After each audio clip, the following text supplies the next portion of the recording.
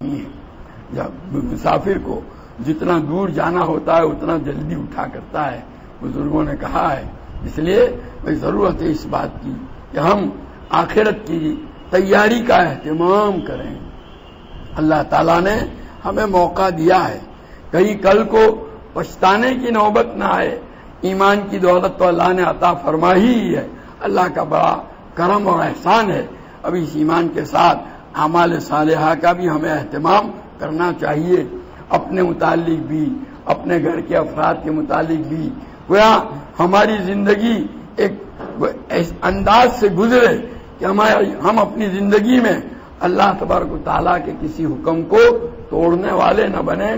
ہماری زندگی کے تمام شعبوں سے متعلق اللہ تعالیٰ نے اور شریعت مطہرہ نے جو ہمیں ہدایتیں دی ہیں اور جو احکام دیے ہیں, ہم ان احکام کو بجا لانے کا اہتمام کریں.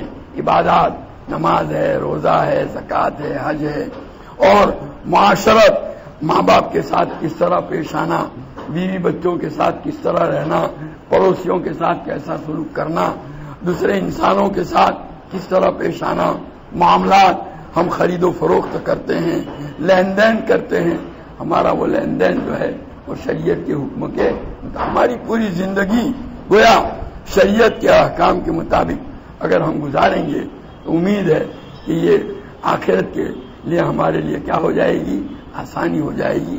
ضرورت ہے اور ہم اس کا اہتمام کریں.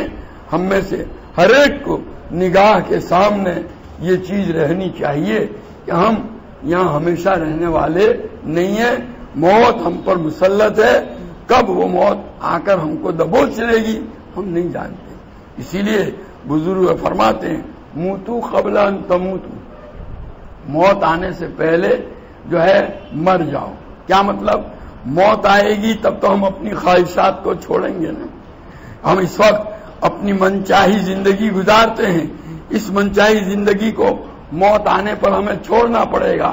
تو اب کہا موت آنے پر چھوڑے, اس سے پہلے ہی اپنی خواہشات کو چھوڑ کر اللہ کے احکام کو اور رب چاہی زندگی کو اور گویا ہم اپنائیں گے تو یہ وہ چیز ہے جو آخرت میں ہمیں کام دینے والی ہے. اللہ تبارک و تعالی ہم سب کو اس کی توفیق اور سعادت عطا فرمائے.